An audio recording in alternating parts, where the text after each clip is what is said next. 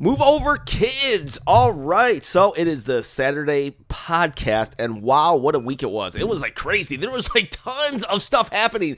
A whole brand new console was announced, and that wasn't even the coolest part. It was like Google's like, we got a new console, but Nintendo's like, we got Cuphead, and everybody was like, Cuphead. Oh my gosh. So, but that wasn't even the big news for me. Cuphead was, but then 10 minutes later, the biggest news to me was an indie Zelda game that was just like my mind literally blown. Isit Patel, hola, and EPS 5000, hello as well, guys. We are so thankful that you joined us today, and we've got ourselves a special guest. William, sorry, it's not you. Ha, Shannon. There you go. Shannon, do that dance again for us, because she was like da da da, and then I pulled a swerve there. That's what we say in the wrestling world. This is Shannon, everyone. Hi, Shannon. How are you? Hi, I'm great. Thanks for having me. Yeah, no problem. I actually met Shannon literally 10 minutes ago, and I was like, I'm not going to talk to you. I got stuff to do. And Shannon, like, tell us, like, who are you? Why are you here? Like, I don't know. Just tell us. So I know David. Oh, I'm sorry. I used to work with his father down in Texas, but while I used to game a lot, my big like nerd cred these days is I'm a huge anime fan. I've been a huge anime fan since I was about like 12. Oh, okay. I would say. Right now I do graphic design for a federal institution here in DC. Whoa, in DC? Uh-oh. We gotta watch what you say, guys. Are you like... I can't tell you or I have to kill you. No, oh, man. Just kidding. I just do graphic design. It's nothing crazy. And then on my free time, I do a webcomic called I Was a Retired Magical Girl. Wait. Say that a little slower. I was a retired magical girl? Magical girl, yes. Retired or tired? Retired. Okay. Retired. And it's on Webtoon. So. Awesome. Do you have links to any of that stuff? I do somewhere. I got like my tablet because today is usually my update day. So I've got like my tablet in front of me, my Cintiq. So I've been like working on it all morning. Cool. So do you have like, can you lift up the link to the podcast, the live podcast, and you can just throw it in the chat. Your links in the chat. So. Yeah, that's what you want to do. And like, you should do it like 3 or 4 times because this is like 2 hours. So it's like, you never know when someone's like jumping in. I'm currently watching the chat right now. So okay. All right. So yeah, if you can, I would greatly appreciate that because like our viewers are like the coolest viewers. Like they'll actually go check things out. You know, some people are just like, yeah, whatever. And so David, talk to me. What's we got lion hair David today. Yep. Growl for us. Can you growl for us, David? That's not happening, man. No? Okay, well, you know, who knows? Maybe I'll make him mad enough later that he'll growl for us. He's like, my mom's watching. No. Yeah, she's watching, so shout out to David's mom, by the way. So we got she's the #1 mom fan of the podcast. She's the mom of the podcast, actually. She's no longer a fan, she's just the mom. Mm-hmm. So there was an anime convention I used to go to, and somebody's mom was one of the people that worked on the convention, and then everyone, no matter who they were, just referred to her as mom. Yeah, we need to talk some anime though. You're going to be our resident anime expert. We had I am not. Yeah, we had Mark Jack. Mark Jack 79 was talking like about anime like a couple weeks ago, and ever since then I've been like getting the itch, right? You know, I haven't really been into anime unless you count like the American stuff like Pokemon. She's like, oh. But I have in the past 15 years I don't know much of the past 15 years. Yeah, I'm kind of with you there, William. But let's dive into this whole Cuphead situation. Who has played Cuphead on the Xbox? Nope, because I don't have an Xbox. Nope. No. Okay, so none of us. Wow, I haven't either. I've played literally Xbox the first. I'm not even talking 360. I've played Xbox, any iteration of Xbox. I have played one time in my entire life. So I don't even know what I am. Was it for Halo? No, it was for Fable, actually. Hey, not bad. Good Nice. time. I love Fable. Oh, Yeah. okay. Because somebody was like, I was telling them, I was like, I don't play Xbox, and I want to play, like, do they have anything? And they know my style of game. They were like, play Fable, you might like that. And I was like, I was not, I didn't fall in love with it, so it was a very forgettable experience. But you know what? You get an hour to play a console. You don't give someone an RPG, to tell you the truth. You got to give them something a little faster, because you got an hour to win them over. And, you know, even Breath of the Wild, if you weren't really like a huge Zelda nut, would Breath of the Wild win you over in 1 hour, do you think? I don't know. If you had no experience whatsoever, you know. That's a marathon. You know, an RPG is a marathon, not a sprint. So then what, as all of us are noobs, obviously we've heard of Cuphead though, right? You guys have heard of Cuphead? What are your, like, the ramifications also of Cuphead being on the Switch are very, very far reaching. I mean, it's a straight up Xbox exclusive. Xbox shelled out a lot of money so PlayStation couldn't have it. And then they're like, oh yeah, Nintendo though, you can. You know, like, what? And it's a good game. It's a solid game. Mm-hmm. Like, what are your thoughts about this whole situation? We'll start with you, William. So I think this kind of works out simply because, and this is how I feel about the systems in general, Nintendo isn't really competition with the other two. The other two, they get mostly almost the same games with exclusives on each side. Nintendo's starting to get more of the multi-console stuff. But people tend to be, oh, do you have an Xbox or do you have a PS4? So they're the ones that are really in competition. Nintendo's doing their own thing. They get their own exclusives. They get their own stuff with their company. And, you know, you get a Switch because you want the games that are going to be exclusive on the Switch mostly. So for Microsoft to be, okay, we're going to take these games and we're going to put them on the Switch, that's giving people another way to play those games. And if you look at Japan, the Xbox isn't doing too well. Oh yeah, Xbox sells like 100 a week. Yeah, they barely sell them. To get those games onto a system that is selling is big. Yeah, and Microsoft, you know, that's a good point. You made a couple good points actually, because when you were saying it's not competition, it's not that, you know, I mean, Xbox definitely does look at Nintendo as competition, but as a gamer, we shouldn't look at it as a competition standpoint because they are vastly different. You know, it's PlayStation and Xbox. Even their exclusives now are typically timed exclusives as opposed to this will be only on our system forever. There was a point where you'd go into a store like GameStop and you'd ask, like, oh, hey, I'm picking up an Xbox. What would you recommend? And it's always going to be Halo, Forza, Gears of War. They're not going to say, hey, try this Banjo-Kazooie game or anything like that. They're going to be like, no, they're going to go after the ones that are mostly exclusives from the company. Right. And it's always going to be the Forza, it's always going to be the Halo, and always going to be the Gears of War.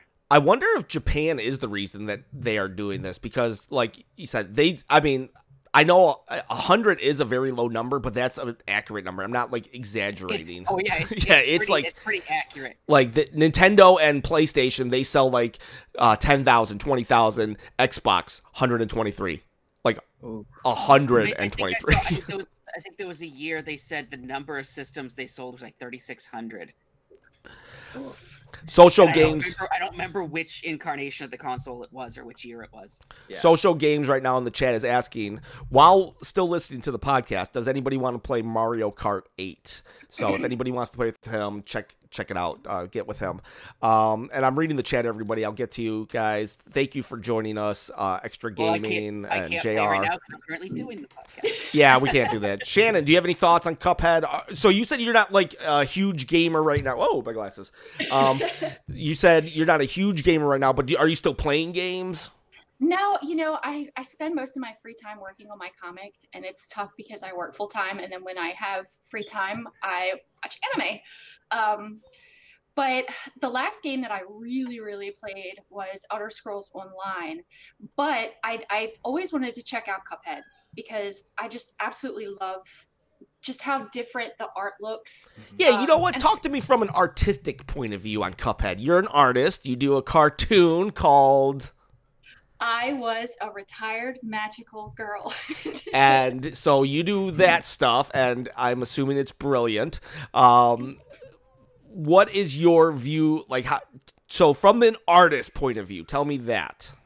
I love it because it's like the classic kind of like Disney-esque type style. And while I haven't played it, I have spent a lot of time like looking at videos on YouTube. And I don't know, I really love how it's different. It's just different. And like you said, it's not like your Halo. It's not like your Forza. It's not like your typical like game. But I don't know, I really love the style. I think it's really clean and really interesting to look at. Yeah, definitely stands out. Let's go back all the way to Wind Waker. If you look at the games from Wind Waker, everybody who's trying to be like so realistic and this, like, it all sucks now. And you look at Wind Waker and it still holds up. You can play Wind Waker on the GameCube and still be like, this is a beautiful game. And that's how I kind of see these type of games, when they don't try to be so hyper realistic or whatever, and then they just really just own it. They're like, we're gonna do something different, and we're gonna make it just so beautifully different that everybody just has to just stop what they're doing and look at us. And I see that Cuphead in that vein. It's just like, I mean, it is an old Disney cartoon. It's like, and Disney cartoons, I mean, you might be like, oh, well, they didn't sell their soul to the devil. I disagree. I one time saw Pluto drop a ball down a cave, and like there were like devil worshippers down there.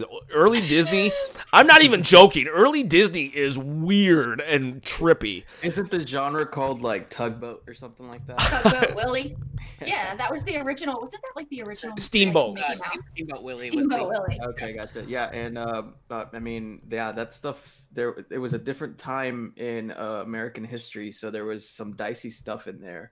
But dicey. But I think the whole Cuphead thing with Nintendo, it's just proving that there has been something brewing in the background, and there's more to come for sure. I mean, there's rumors, of course, about Halo coming to the Switch, Banjo-Kazooie, Rare Replay. So it's proving that Nintendo and Microsoft are definitely shaking hands right now. So can you imagine we're gonna get Microsoft before Netflix on the Switch? Yeah, Game Pass, right? Right. I just want to bring up the other art style that it draws inspiration from is Fleischer Studios, which is a company that did stuff like Betty Boop. Oh, yep, yes, yep, you're right. yes. And Felix the Cat. Mm-hmm. Yeah, stuff like that. Basically, like the 1930s art style. basically the stuff you would see in old Toontown in Who Framed Roger Rabbit. Gosh, I love that movie.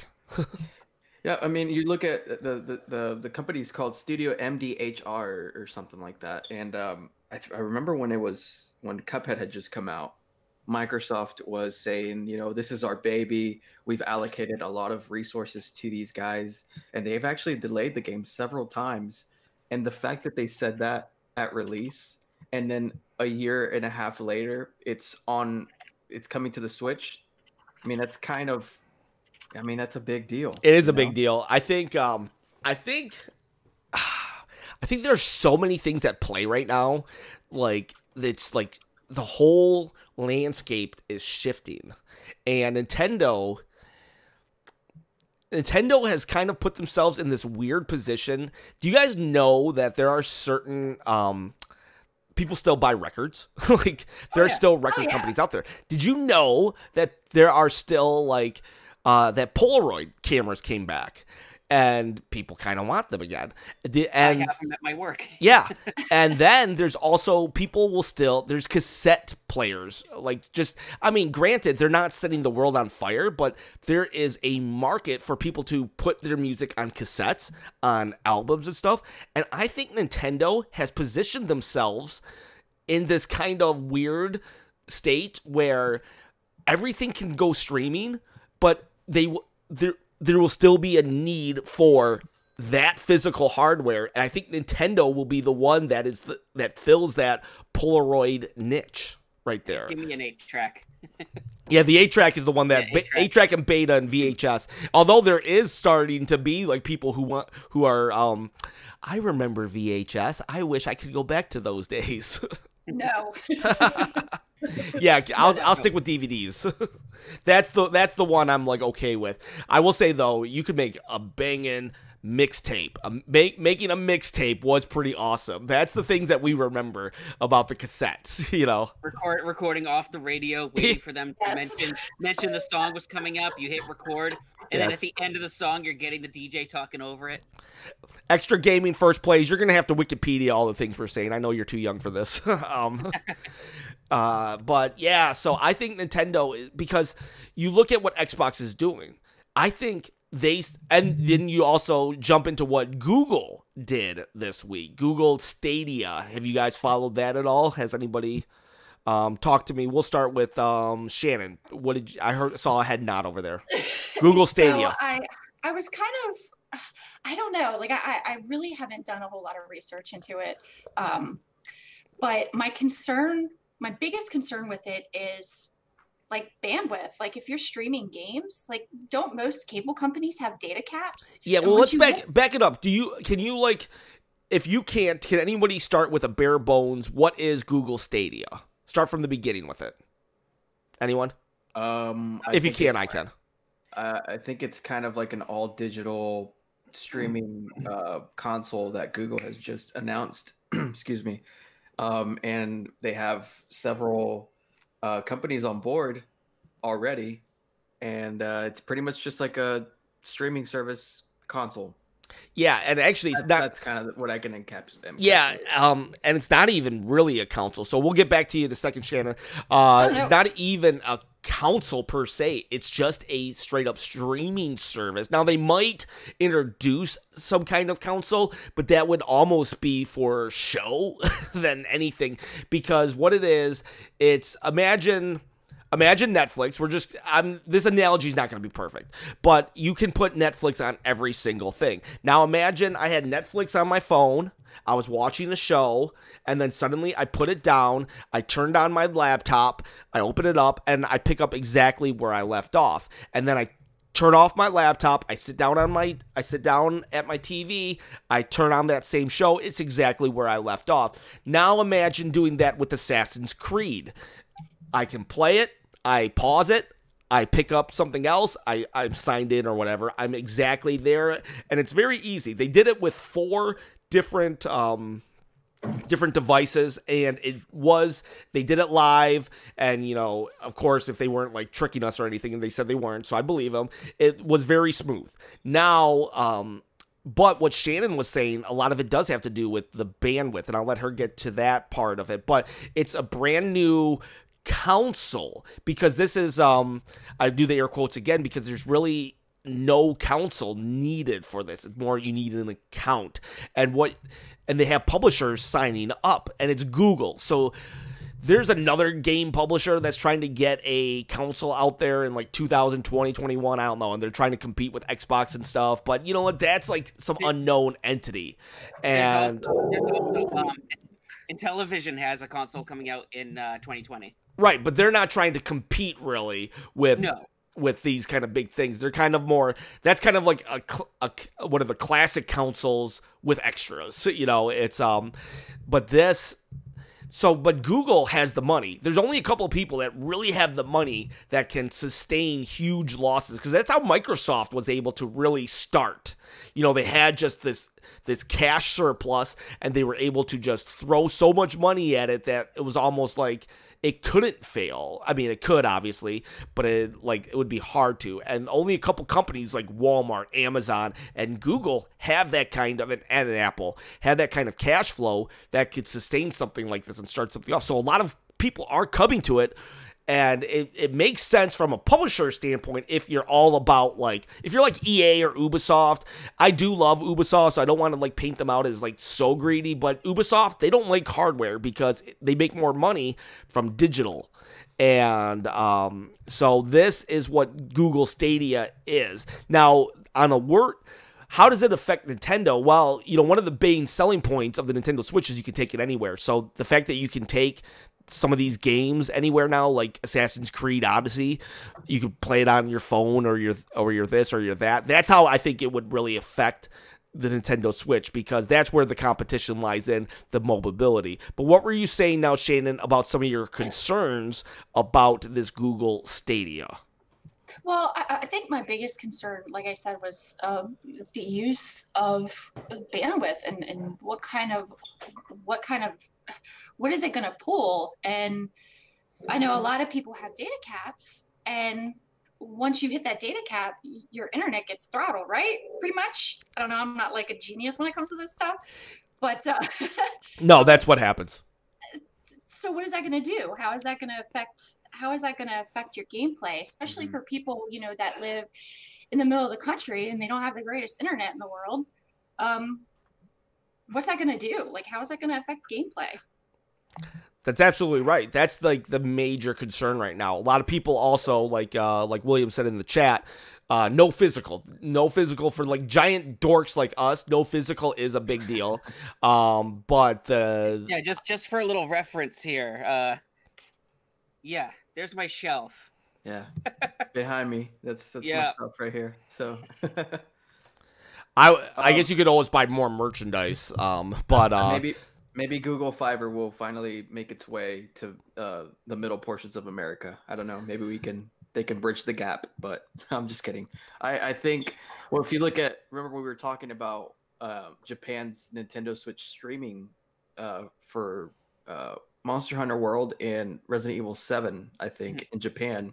It works over there because it's so highly concentrated.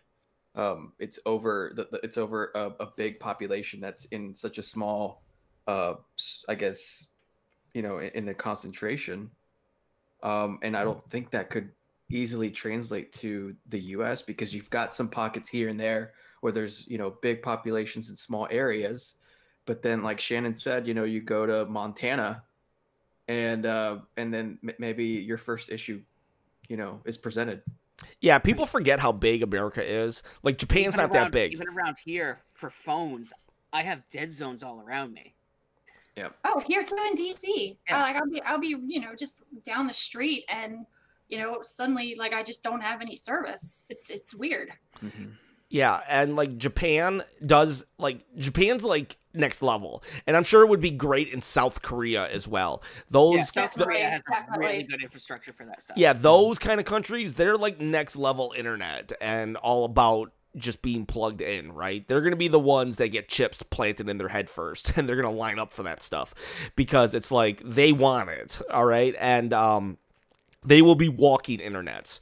But we here, like, because you look at Japan and you're like, oh, well, that's a pretty big country because you're looking at it on a map. Actually, it's not that big. It's just scaled bigger because it's more important on the world economic stage. You look at Great Britain. It looks huge, right? Great Britain on a map looks huge. It's not. It's actually about the size of Ohio.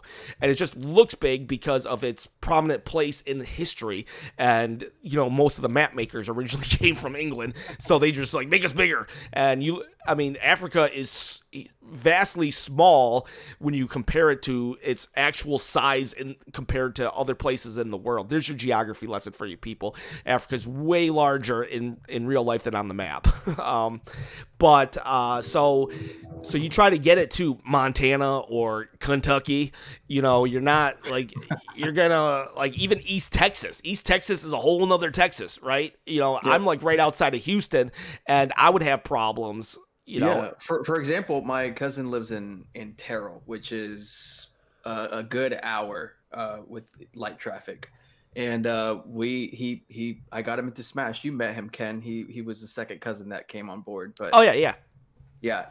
I turned him around with Smash. He loves it, and we want to play online, so I don't have to drive all the way over there. But he has no internet. He operates out of a hotspot, so.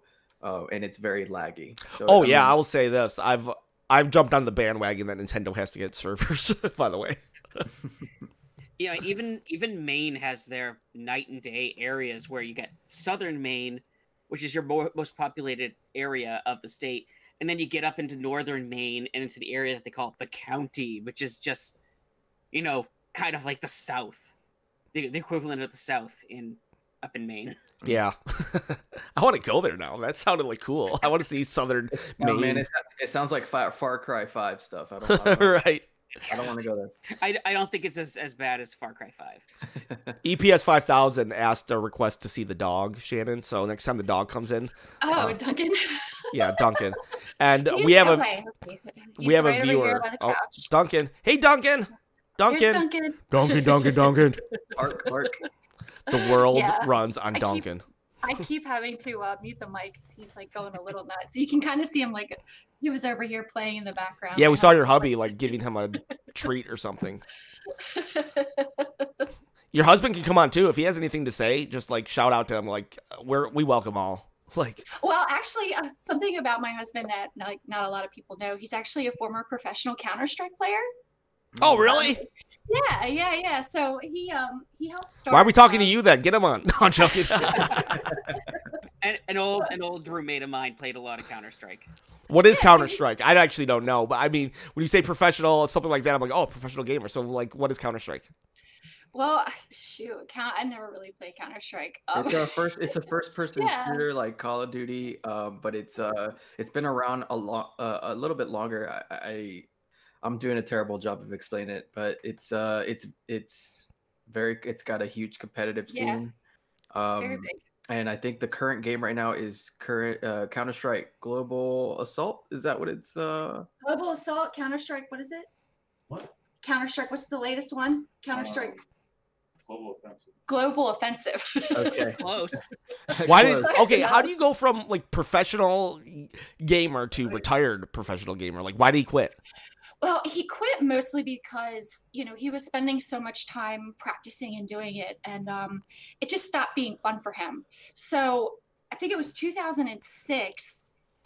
He was part of Team Pandemic, 2005, 6, whatever. When he was in his late teens, early 20s. And he ended up getting drafted into the Championship Gaming Series, which I think it was DirecTV that produced it. And it was like this huge like hoopla. It was on TV and they put so much money into it. And they had he was part of their Counter-Strike team for the Carolina Corps. And, and it kind of fizzled out because I think he came before professional gaming like really hit popular in the US. So, and now, he's older and his reflexes aren't as good. So, would you say he's a retired magical boy? Is that what he's a retired magical boy? Hey, tell him, don't worry. I'm like 39. Like, I can't even up B anymore in Smash. I mean, he won a lot of money. He ended up buying a motorcycle with his winnings. Dang. And he crashed it like twice. Can you get him to say I endorse this channel so I can say a professional gamer has endorsed my channel? Can you just say I endorse this channel? Say my name is Elusive and I endorse this channel. My name is Elusive and I endorse this channel. Boom! Right there. I am going to be quoting that. I got endorsed by a professional gamer. You see that, people? Boom! No. I got endorsed by a professional gamer. Nobody talks about Michael Jordan. Oh, the retired Michael Jordan endorsed my channel. They just say Michael Jordan, the professional basketball player. So your splash page for Move Over Kids is just going to be Adam's face. Yes. Right there. I want all info on that guy because I am going to reap the benefits of that endorsement right there. Yeah. Well, here's something else. So at the same time, my dog is going crazy. Sorry. That's okay. EPS loves dogs. And so does Formula 60 if he's out there. So at the same time he was doing his professional gaming thing. Look, guys, we have a guest star, professional gamer. There's our guest star right there. That's him. That's our guest star. We've got him exclusively on Move Over Kids. His mom actually framed his jersey. So it's It's somewhere like in Arkansas. Like there's like actual like his jersey is framed. Oh, can I get a picture of that? So I know. Well, I want a picture of that. I would have like I would love to see 2 that. hours from now, his mom's gonna get a friend request from me, and she's like, "Who's this dude in Texas?" I just found him on a Counter-Strike wiki. Oh, read it. No, it just mentions former squad. Former Yeah. squad. Well, okay. Can you give us any info on his squad then? It has the names and join dates and leave dates and their new teams. When did he join and when did he leave? Updated the new teams. Are. like she's like, oh my gosh, I gotta get off this. Shannon, did he ever rub shoulders against big players now, big streamers now? Have you ever met any big streamers? Like big streamers now? Streaming wasn't big when I was. Well, I know streaming wasn't big, but like, who's big now that used to play? Shroud. Shroud. Shroud. I don't know. He rubbed shoulders. He rubbed. Do you rub shoulders with Shroud? No, I never played with him. Oh, he never played with him. He got famous after. Yeah, so like a lot of the people that he ended up playing with during the championship gaming league series, championship gaming series, they kind of fell off, I guess, a little bit. Like back in the day, some big ones were Mo. Was it Mo? And then who was the Italian guy? Alessio Sturmy. So like a lot of the, I wouldn't say they fell off, but like they're not as popular as a lot of the popular streamers are now, or a lot of the gamers are now, because streaming didn't exist back then. Yeah, that's what it was. Yeah, it's kind of crazy. Like, does he ever like regret? Like, are there like, Oh. man, if only. Oh yes, all the time. Yeah, So, I would too. Golden days. So a new game will come out, right? And he'll be like, "Oh, I'm gonna get back into it. Shannon, it's your job to like push him into it. All right, I try, you know what? you I gotta tried. support that guy. I tried to get him to stream, but he's not big on creating a personality for himself, I guess. How about him and me So- stream? Let's me and him stream. I'll be personality for us. He can be the good player. I'll be the personality. You go stream with them. Oh, yeah. They're talking about you. Why am I here? I'm sorry. It's like it's the male patriarchs in us coming out. It's an interesting discussion because it. Well, it's like the most marketable streamer, in my opinion. It's Ninja. He's everywhere, right? Oh, absolutely. Like 10 years ago or 12 years ago, he was a big Halo guy, and I think he went by Ninja Kappa back in the day or something like that. And some of my friends ran into him at that time. They used to just be online, and they remember when they ran into Ninja and he was destroying everybody. But I guess it just kind of proves the point that some people that were big now, obviously maybe they're not big currently, but I could see, like, could you imagine, like, because like even Ninja, like, when will he get tired of Fortnite? Like, I mean, Fortnite hasn't been around that long though. We just think it's been around because we live in a culture that's like, if something's been around for 3 months, it's old, And how long has Fortnite been around? A year, 2 years? I mean, I don't even know. And it's just like, but when will he get tired of it? What will be his next thing? Or will he have a next thing? Because the dude could retire right now. Like, doesn't he make like $1 million a month off subscribers? It's just like, when will he get just like, I'm no longer having fun. Bye. Because eventually the fad will happen, and not that Fortnite will stop being played in its like craziness and make tons of money. That game's gonna make tons of money forever, like Candy Crush, but eventually the celebrities won't care. You know what I mean? So when will he then get tired and say, all right, I'm going to move on to the next game? Or when is Google Stadia going to wow him over with $1 billion check and say, play our game only exclusively? You know what I mean? Because that's what. For $1 billion. Yeah, I would. Like, Google Stadia, if you want me to like drop Nintendo for $1 billion, make it 2 and we'll talk. Well, Shannon, you were Oh, here we go. you worked for I did not work for them. Okay. So, Wait, who did you work for? the Ghost Recon thing. What was that I about? know. So at the same time my husband was doing his professional gaming thing, I was, I'm sure you guys are probably familiar with the Frag Dolls, especially, you know, kind of if you like Ubisoft. Yeah. So in 2006, I was a really big part of their community, right? And it was announced that 2 of the girls were retiring, and they did like this casting call. Well, I was part of the first Frag Dolls casting call, and Game Trailers did a huge, I wish I could find it now, but Game Trailers did like kind of like a reality series with, I think, like 7 or 8 of us, you know, What? competing. Yeah, so Ubisoft flew us out to San Francisco, and we went to THX Studios, and it was like it was a huge production. We had, you know, interviews, we had, you know, gaming time, and they set us all up in a room.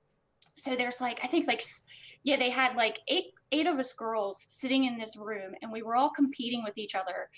We were playing Ghost Recon, I think was the big one, and then Halo was the other one, and it was being filmed. And they had guest judges, Jeff Neely, whatever, I can't remember how to pronounce his name. So he was there. Gus from Rooster Teeth was also a judge. And it was a lot of fun. So that's kind of what I did. And then I didn't make the team, but that's okay. That's pretty cool though. So yeah, and you know, like that's like better than any of my stories. My stories are like I stood outside a Toys R Us for 2 hours.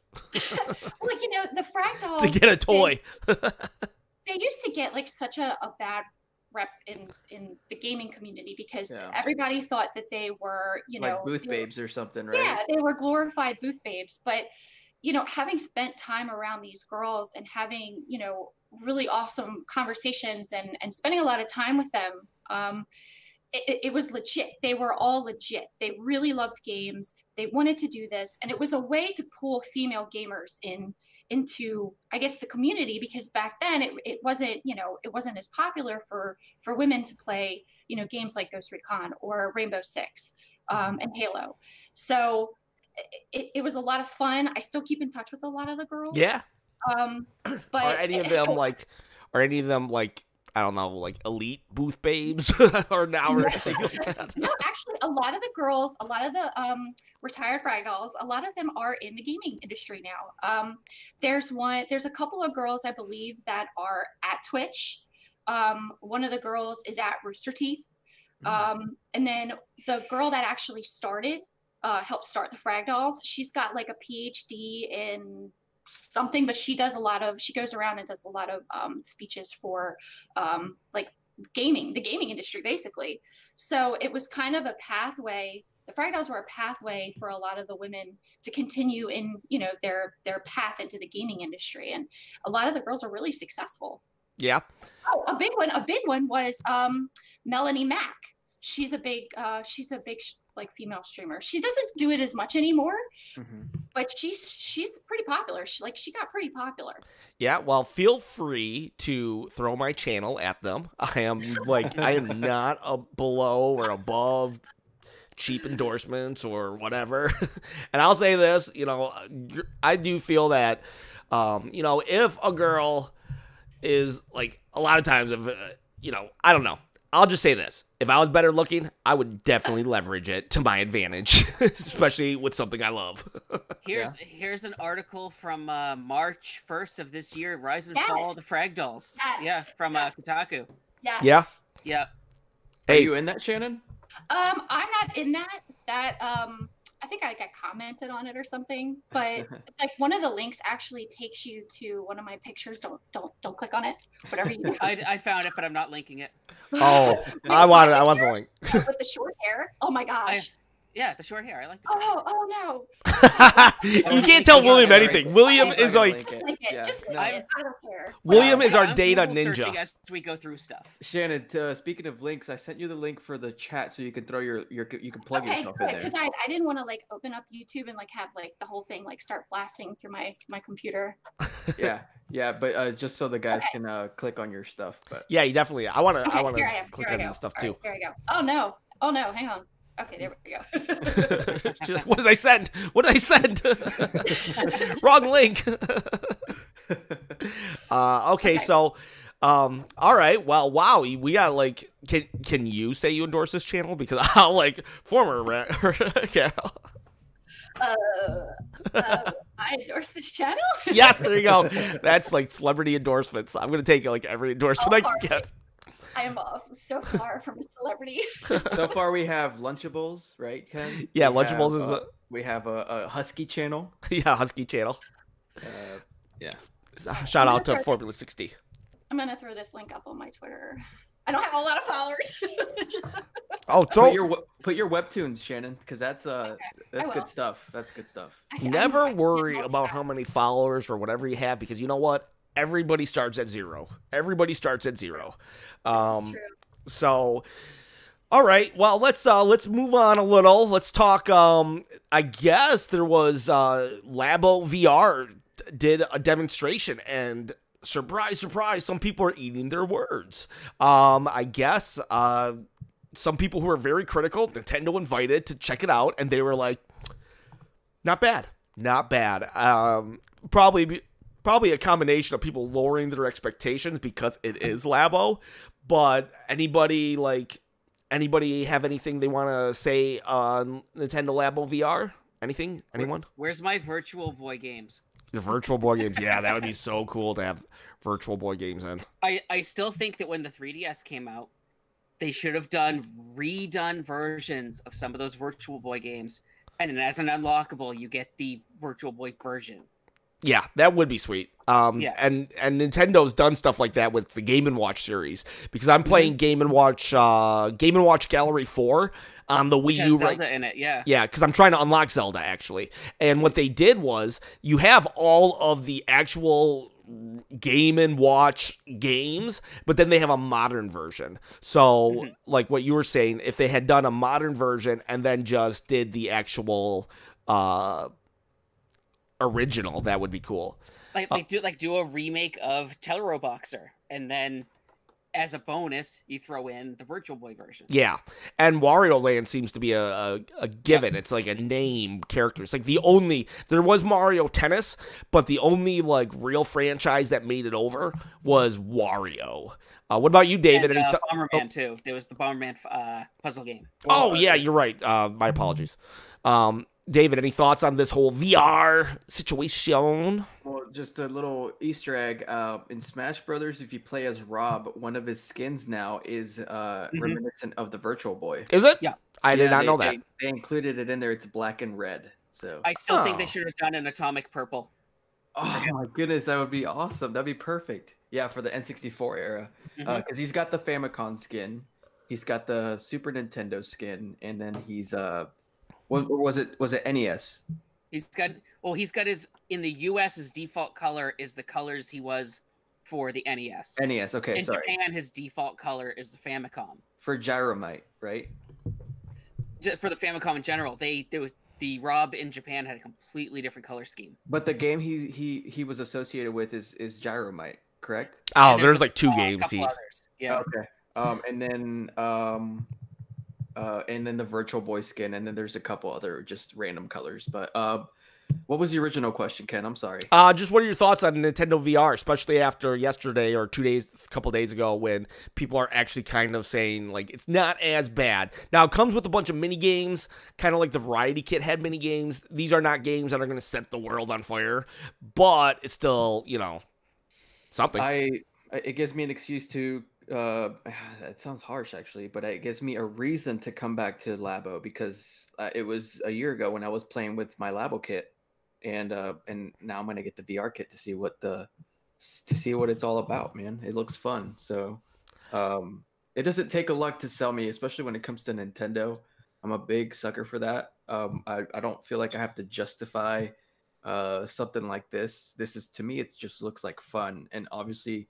There's a lot of naysayers. There's always a lot of naysayers, but would any of them happen to be on YouTube? Maybe, but it looks like fun, and it just kind of proves that Nintendo is very. They don't. I mean, this could have easily been in their last direct, but they're just dropping little breadcrumbs here and there. If you've noticed, man, like on their Twitter account. on their YouTube. They'll put up like an accolades trailer for like one of their games, stuff that they could have put and populated in their direct, but they didn't. And I'm kind of okay with that decision because it kind of holds us over in between directs and in between press conferences that are, you know, very few and far between sometimes. Yeah, they could be doing directs like monthly with the rate of stuff they do, drop stuff. I mean, and what about this? Like, what about, the one thing is, though, they have a very reminiscent Pokemon Snap game, but it's not Pokemon Snap, but they have a game that's almost like Pokemon Snap in VR. I think that is a missed opportunity on Nintendo. Just throw in Pokemon Snap with the VR kit, and you've got yourselves a $1 million seller right there. Or they might re-release another one and make it compatible with the VR. Yeah, so hopefully they do that, though, because that is, I feel they will be missing an opportunity there. Pokemon Snap 2, Pokemon Snap N64, whatever you want to call it. Let's see, Shannon, have you ever played? Have you ever done the VR or anything? No. No. What have you No, seen? Have you seen LABO? No. Do you not know what LABO is? No. Oh, okay. David, I want you to sell Shannon on LABO. Tell it to me. Sure. Okay. So just Nintendo plus cardboard. Does that sound appealing to you? Oh, okay. Yeah, okay. So I know what that is. Oh, she does. Okay. It's basically. Wow, David, you're a great salesman. Hey. Sell me a bridge now. It's basically Nintendo's response to STEM projects and stuff like that. The science, math, education stuff. And They've won a lot of awards too for it. Yep. And a year later, they're introducing VR in conjunction with the LABO stuff. So it's like, it's probably the most accessible VR that there is so far, right? I mean, next to the PlayStation VR. Or maybe Google Cardboard. And Google Cardboard, yeah. Okay. I've never really tried the VR, and mostly because, like, you know, when you go to the mall and like you see like a setup, and do they really wash? I avoid those. Oh yeah, I avoid those things. That's how you get pink eye. They like get like a bunch of people get like pink eye like packs or staff. 1 year. Wow, that just gave me a whole nother thing to worry about.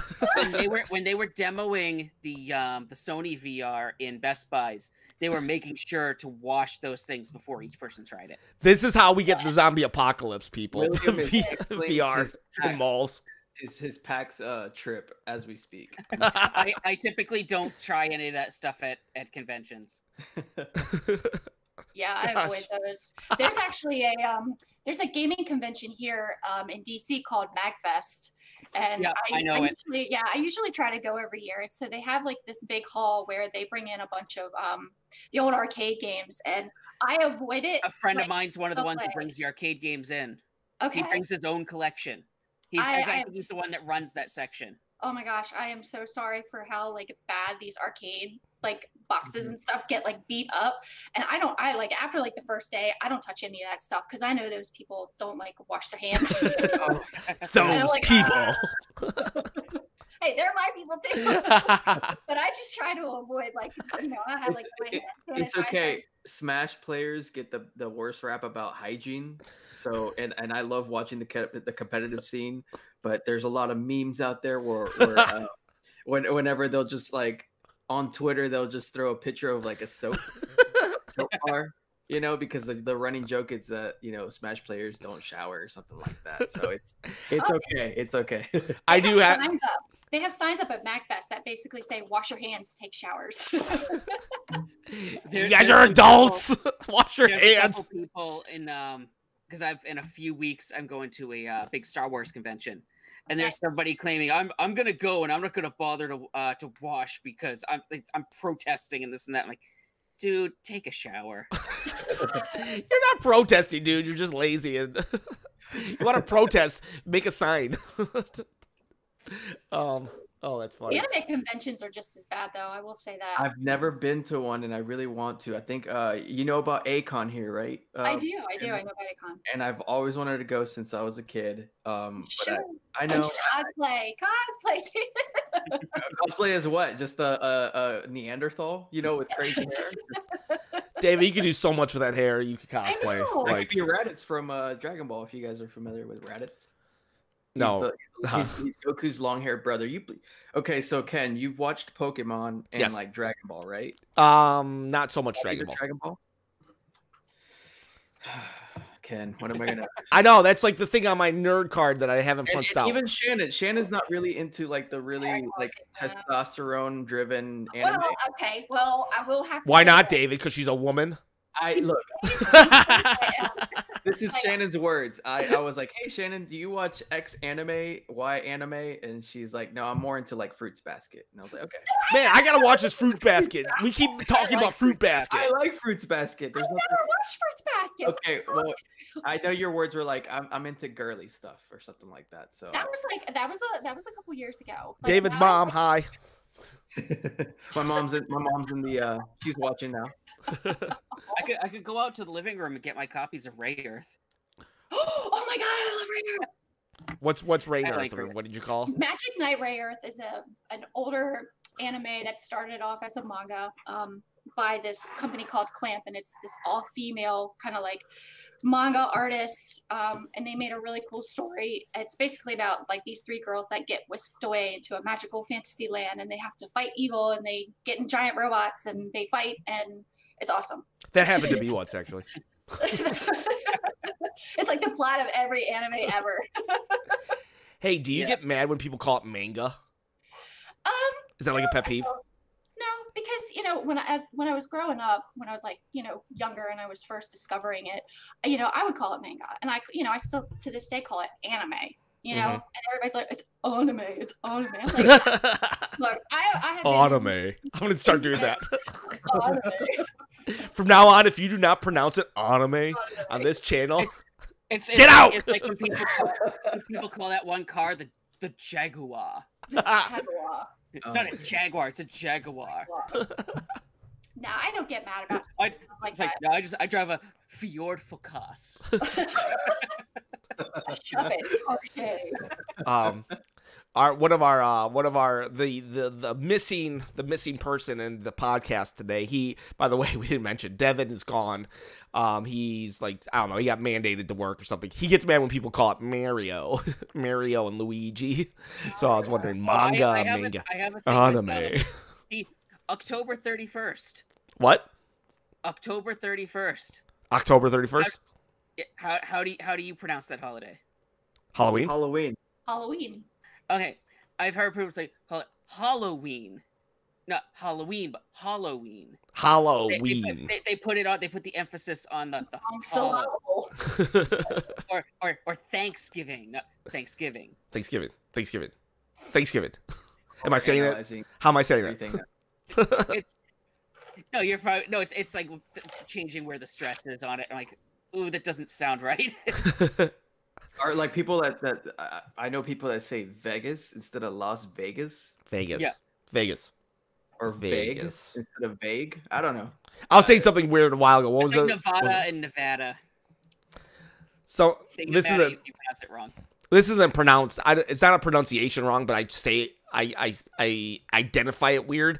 The characters in Smash Brothers, when you have like the characters underneath to say how many lives you have left. What do you call that? Stock. Okay, what do you call it, David? Stock. Okay, do you play Smash Brothers?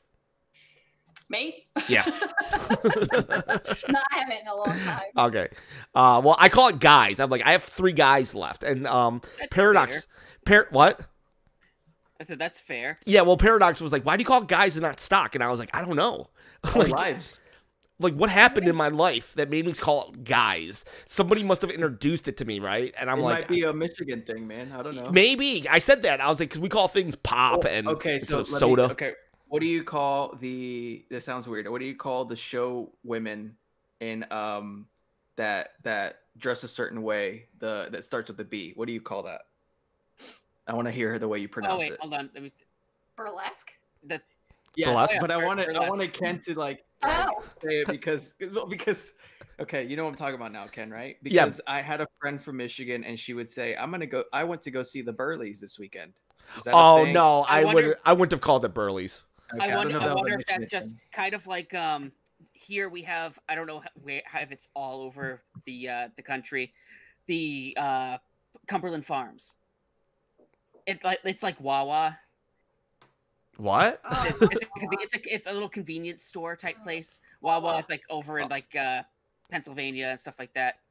But it's called Cumberland Farms, and people just nickname it Cumbies. Yeah, I see that. I see that. I see what that is. It's like a Brahms or something. Okay, so yeah, it's a convenience store. It's a big convenience store place. EPS, Ruben Spears. Yes, I am from Michigan, about 20 minutes outside Detroit. EPS has a theory on why I call it guys. Ken, back in the NES days when you got a 1-up in a game, everyone I knew called it an extra guy, which I would call it an extra guy. So that may be why. So maybe that's it. Like maybe that's the origin story of why I call it. I got 3 guys left. Or words that I have trouble saying. Oh my gosh. I can't even say it when I try to like think about it. Pacific. Pistachio. Spific. You know, I cannot say that word. No, the word that always ties me up is the one to describe a picture that somebody draws of somebody that's very exaggerated. Caricature. Character. Yes. For the longest time, I couldn't pronounce that. Ruben, where are you from in Michigan? Character. Yes. Character, and then the etcher puts on. It's like caricature. And no, it's caricature. It's like okay, I kind of get it now. So, guys, PlayStation is doing their own direct. Like, do you guys see that? They're calling it State of Play, but it's like they're getting bombarded with copy Nintendo much. I'm guilty of it. I did it too. I can't say that. Ken, you were definitely there in the front lines. Like, copycat. Yeah, I totally was. Man, Ken, I know you talk about trolls, but I bet you're like the #1 troll against like PlayStation sometimes. Like you're just there, just ragging on them. Yeah, I try to do it in a fun way though. You know, I'm not like die, go kill yourself, Sony president. Right. But yeah, I probably do troll Sony a lot. But you know what? I own that I'm a fanboy. So you Sony fanboys out there should own that you're. You know, if you're look at my shirt today. Oh. I've got a chocobo. Hey, how do we like kick him off the show? How do we kick him off the show? Like let's just say he's having technical difficulties. It's the bottom of the laundry basket. This is all I have left. So next week I'll have a. Say, hear that, Sony? You're the bottom of the laundry basket. And there's. You really drive that home, man. You really know where to hit him where it hurts. So David, then, as a Sony fanboy, why don't you go play some All-Star Battle Royale? You know, if I was a Sony fanboy, that would hurt me, man. That would really hurt me. That's pretty bad. With my cousins, we didn't have Smash at his house, but he had Sony PlayStation just from like the bargain bin at Walmart, and I'm like, let's just play it. And it was just like this sorry excuse for a Smash clone, and it was bad, man. And like how talk to me about Battle. So if anybody doesn't know, Battle's Sony copies off Nintendo a lot, and one of the times they copied off of them was Smash Brothers. They wanted their own Smash Brothers. They created a game, All-Star Battle Royale. So talk to me about Battle Royale. Yeah, I actually never met anybody that played it. It's just their answer to Smash Brothers in a poorly executed way. It's all their first party IPs. So you have like. So they have like 3 people. They have like Crash Bandicoots like Cooper, Nathan Drake from Uncharted, Kratos, Fat Princess. Yeah, the rapper's in it. Yep. And Shannon would probably just play it Raiden, because of that reason, right? From Metal Gear is in there too. You know, I was following along, and when they were announcing characters here and there, like Parappa the Rapper, I was like, man, this could be fun. This could be fun, but it just didn't. It was not executed properly. I mean, the first issue was connecting 4 controllers on a PlayStation. You can't really do that. So if you're gonna clone something, you gotta clone it good, you know. It's like Lego Worlds. You know, yeah, it's a total ripoff of Minecraft, but at least it's kind of good. And it's like, all right, fine. I'm still gonna play Minecraft, but I'm not gonna make fun of you, Lego Worlds. But if you're gonna try to like knock off Sakurai, you better be 1-to-1 good and just get the only thing you can say it's a copy. So it wasn't good then, David. It sucked. Who was your main? Yeah. Who is your main? Well, I really love the Uncharted series, so I played as Nathan Drake, but even that was not it didn't feel well. No. It didn't have the level of polish that Smash has. You know, Smash was very lucky to kind of strike gold in its concept very early on. So it's just one of those things, man. The universe aligns perfectly sometimes, and the concept of Smash it's very unique. I'm telling you, we need to bring back Dream Mix TV. What's Dream Mix TV? It was on the PS2 and the GameCube. It was basically a Smash clone. Oh yeah.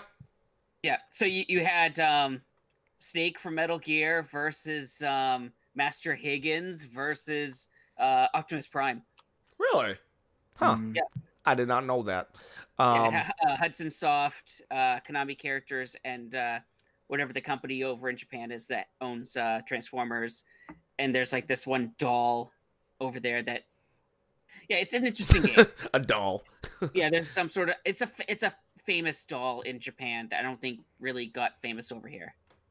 And to the chat out there, I'm just joking, kind of. Like maybe like a quarter joking around about my like distaste for Sony. Actually, I own a PlayStation 3, everyone. Speaking of like crossover games, that probably may vibe with Shannon. Jump Force is out right now. I heard it sucks. I know, yeah. I heard it sucks too. It's got the sales though. Although I am happy that one of the first announced DLC characters is not a Dragon Ball Z or One Piece. Or who was it? It was Kaiba from Yu-Gi-Oh.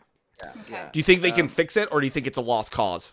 I think it's a lost cause. Yeah, I agree. I think the problem is, so here's me talking about the art style of a game before its gameplay. It doesn't have fluid animations. The characters look very stagnant and they're expressionless. And so it really looks like a fan game that, you know, someone just like took up Unreal Engine 4 and like worked in Blender for a little bit and then made a game, which is, you know, the fact that this game exists, it's pretty cool. There's a lot of my favorite franchises in that game. So Jump Force is basically Smash Brothers for the anime world. Pretty much. For Shonen Jump. Yeah, it's exclusively for I guess if the franchise got started in Shonen Jump, then it's in the game. So what's something that's not in the game that everybody wanted? That's not Shonen Jump. There was one big franchise. They're like, it can't be in there because it's not Shonen Jump. There's no Hikaru no Go in there either. So I mean, it was in there for one of the DS games. Okay. Oh, I really want them to put Is Ash Ketchum in there?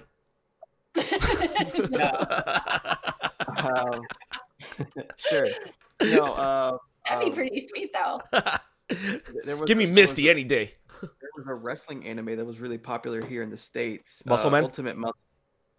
And I really want them because it started off as a Shonen Jump comic, but I actually had Muscle Men, but I had no idea until about a year ago that was actually that was an anime. I had all the Muscle Men growing up. People over here in the US did not know that. No idea whatsoever. Just like Battle Beasts, they're part of the Transformers line in Japan. Yeah, I would have totally watched that show. Like, they've had a huge missed opportunity in America. They're in one episode. Okay, for example, they can't put like One Punch Man or Attack on Titan because they're not Shonen Jump. One Punch. So, but they do have Shannon. They do have JoJo. They have JoJo in there. Hello, JoJo. JoJo, and they have They've got My Hero Academia characters, a lot of Naruto, One Piece, Hunter x Hunter, which I'm really happy for. What about Astro Boy? I've heard of Astro Boy. Is he in there? You've heard of that? Astro Boy is not. Oh, Missed opportunity. Totally Game missed ruined. I'm gonna start trolling it like about- people troll Sakurai. What about like Card Captors or Sailor Moon? Is that shown in at all, or? No, that's shoujo. Sailor Moon. Thinking back, Sailor Moon's had quite a few fighting games, and there was actually one that came out for the Sega Saturn. There was an arcade game too. Yes, and it was a blast. Like my friend had imported it, and at the time, the Sega Saturn, you could play imports on your US Sega Saturn. So we imported it, and we were like playing it. Everything was in Japanese. We're like, what are they saying? I don't know, but this is so fun. So should they do a shonen series? I like how they're doing the Jump series. Should they do a shonen series? A shoujo series? I would love that. Or shonen, like, because I was just looking up one series, serialized in Weekly Shonen Sunday. Oh, okay. Stuff like that. That's kind of what Jump Force is, I believe. Because give me some Ranma 1/2. Oh. Yeah. Okay. No, this is like the newer kind of like characters. I mean, I guess JoJo's Bizarre Adventure isn't really like new, and like Yu Yu Hakusho is not really new. There's some 90s stuff like Hunter x Hunter's there, and you've got Rurouni Kenshin actually, but I think they're not going to put him in the game because of the whole controversy. Yes. So yes. It's probably not really right to talk about it in the podcast, but just know that there's a controversy surrounding the creator of Rurouni Kenshin. And I thought you were going into something else with another controversy going on. But they can't. I think they were gonna announce him he was gonna be in the game, and he hasn't been seen since. So I think they've removed him, which is kind of big. It's a big deal. So. Yeah, because there was some problems with voice actor over in Japan that got busted on some drug charges.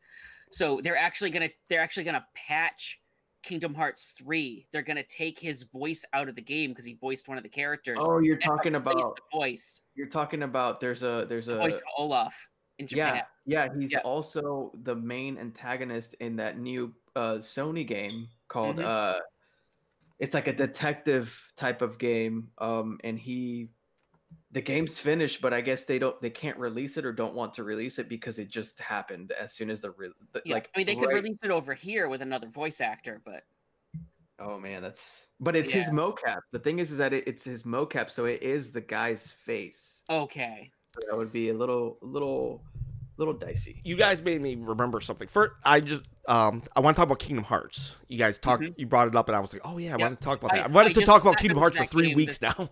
Yeah, I just platinumed that game the other day. So wow, good job. Yeah. But first off, I want to say something about Jump Force. It sucks. I wish it was good, because I haven't played. So, but if everybody's saying it's bad, and if you follow the anime people and stuff, and then they're saying it's bad, well, it's probably bad. It sucks though, because it's kind of like what I was saying about if you're gonna clone something, you gotta clone it like 1-to-1. It has to be like 1-to-1 or even better, or you get those things. Fighting games, it's like fighting games. When you have things like Smash, Street Fighter, and Mortal Kombat that at this day and age are producing like high quality every single time it comes out, you can't enter the fighting genre and with a subpar game. You gotta nail it right out of the park if you want to join those ranks, because people are going to compare it to those three, maybe even Tekken, but those are the 3 games that everyone's going to compare it to no matter what. And then there's a bunch of other games right now like Brawlhalla and stuff like that are starting to come out, like Skullgirls and stuff, that are starting to actually make some waves also and kind of become like B tier. So you can't jump in with a D tier fighting game, and especially when you have that amount of IPs attached to it, because you could have a $1 billion seller with those IPs, but if you produce a junk game, well, no one's going to trust you for number 2, or no one's going to even want number 2. So that I do feel for that, because I would be interested just in that kind of I like games that do have like some kind of fan base already surrounding it, or the characters are already fleshed out. Like, have you seen there's a Power Rangers fighting game coming out soon? Yeah. I did, and I heard it's being built from the ground up, and it's not supposed to. A lot of people are afraid it's like going to be like so mobile that it's just going to be almost, shovelware on the Switch. I heard it's actually ground up. I'm really interested in it because they're taking characters from different Power Ranger series and including the comics. Yeah, that is They're pretty. including the comics as like a bonus gallery thing where you can flip through it. What do you mean?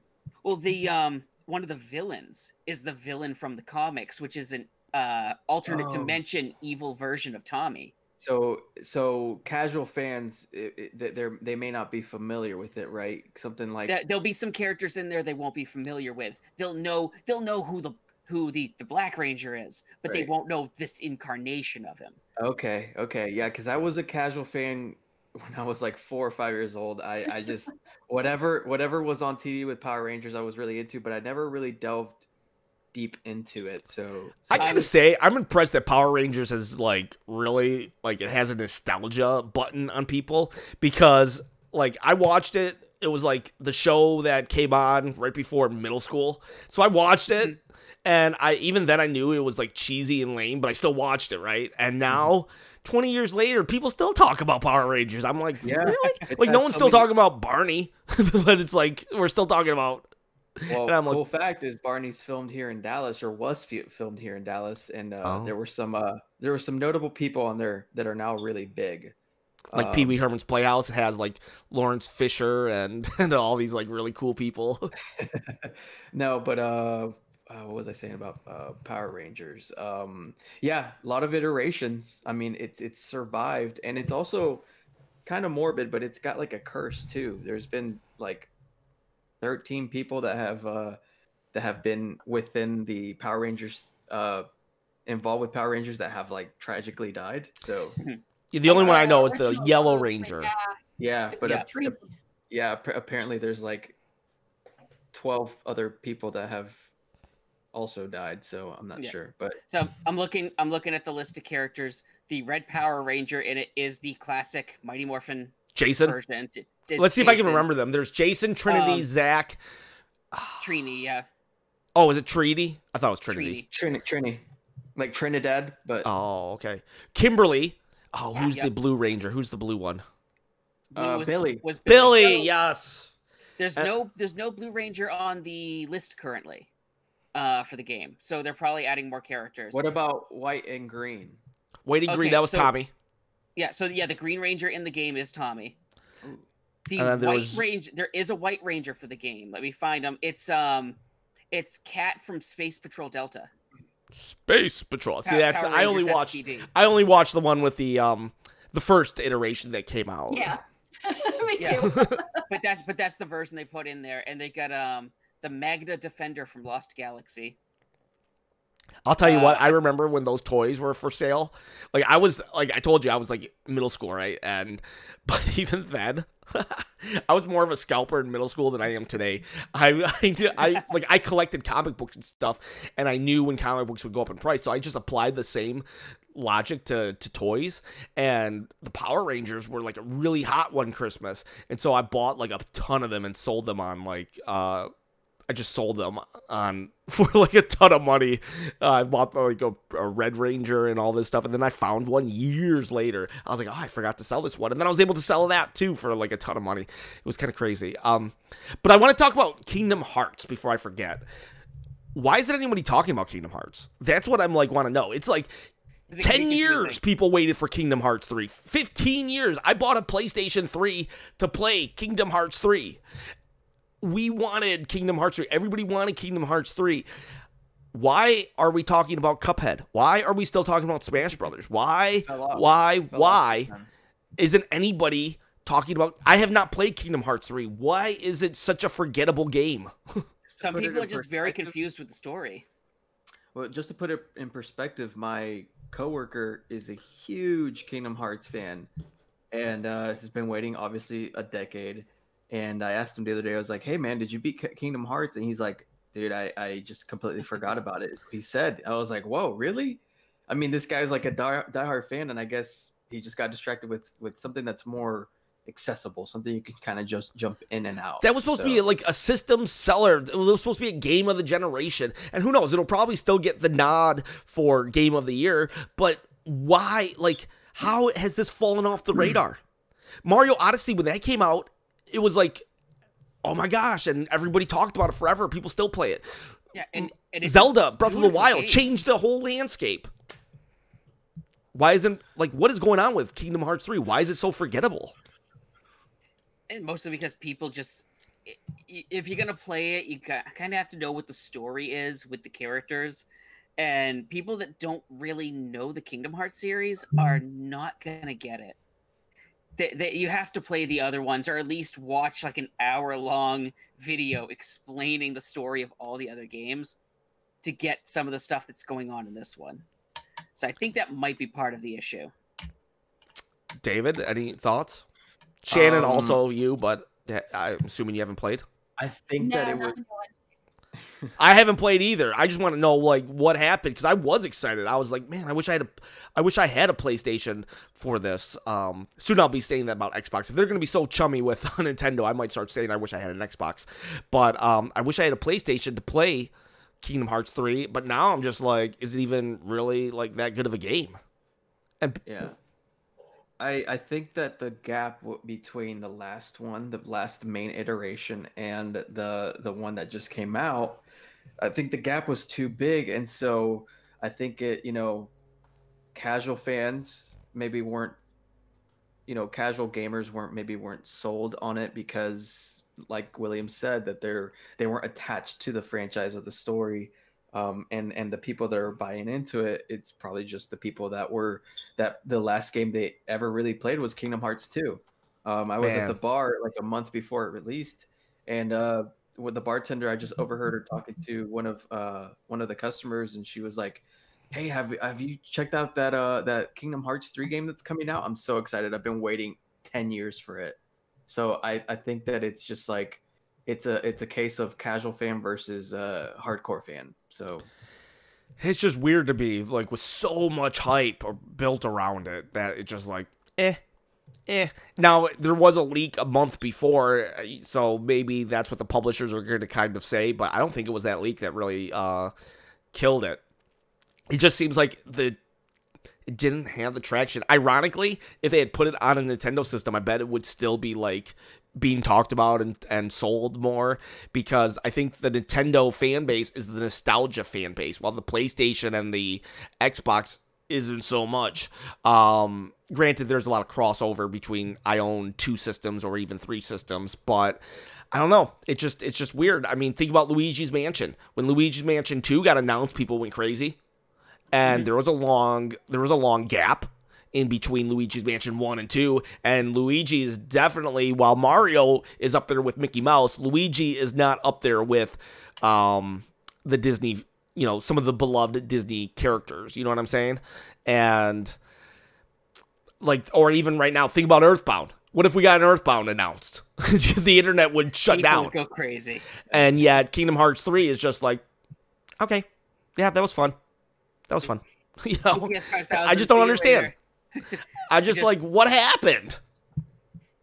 Yeah. And you guys don't even know. You're just like, yeah, I guess. It's like, I think we're just all like, huh, that's odd. I never got into the Kingdom Hearts series. It just wasn't it wasn't up my alley, I guess. Did you ever get into Not even Final 1 or Fantasy 2? at all? Oh, yeah, Final Fantasy, definitely. Mm-hmm.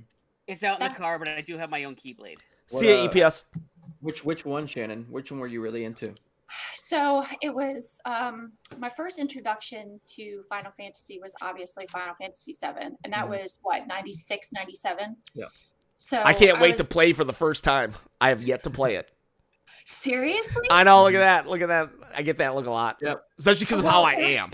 When I went back to play it again, I kind of looked at it and I was like, oh my gosh, this looks like garbage. Like, this looks so terrible.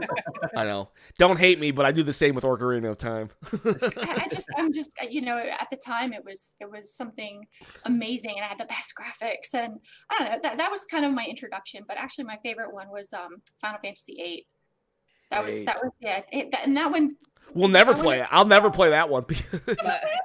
My favorite is 9. Okay. Really? Isn't your wedding song from 9? It's from 10. From 10. Okay. William's like next level nerd. He's like the nerd that we go to ask about nerd questions. Yeah, When nerds are stumped, we go to William. The that Suzuki Denis from Final Fantasy X. Oh, okay.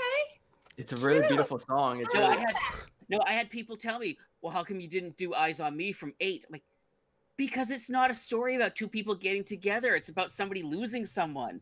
It's about the last night here with you. So if you get a divorce, that'll be your song then. That would be horrible. Wow, Ken. I don't know. Sorry. Oh. You're turning red, Ken. You're turning red. No, but I love that. That's like such a great wedding song. I think it's great. Geez. Okay. If you, David, you're single, so if you're getting married, what's going to be your game song to get married to? One Winged Angel. He's like the entire Smash Brothers soundtrack. That's my answer. That's my answer. It's like everyone's just sitting there 12 hours later.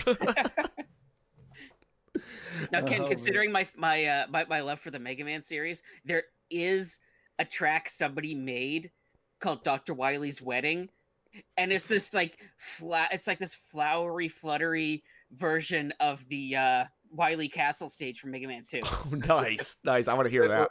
I'm gonna link it in the chat for the podcast. Yeah, do that. If you got married again, what would be the wedding song? Renewed vows. Since I already put my foot in my mouth, I guess. So you're renewing your vows. Oh, wait, you talking to me? No, I'm talking to Shannon. Oh, okay. Oh, sorry, what? I did get married again. What would be your wedding song if you got married again? Well, my wedding song would be probably either one of two things. Oh my gosh, it's a song from Labyrinth. Do you remember Labyrinth, the 80s movie? Was it Magic Dance? Yeah, totally, Magic Dance. No, so one of the David Bowie ones there, or possibly a Billie Holiday song. So nothing like really crazy. Okay, say you had to go really crazy. Yeah, let's say like maybe like a Final Fantasy track or like an anime track or something like that. Oh my gosh, probably if I had to do one, probably a JoJo's Bizarre Adventure opening song. Okay. You know what I would like to do? Like when I put the ring. Actually, I got a ring tattoo actually. But if I had the ring, I would want like the Zelda, like when you open the treasure chest or something, like when the sound effect when the ring gets put on, and that is...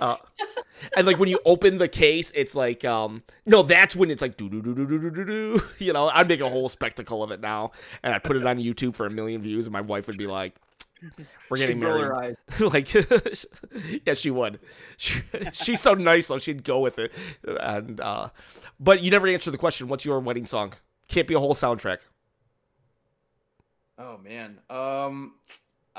To be honest, something from Final Fantasy would be really beautiful. I think to Zen Arkand, if that's how you put it.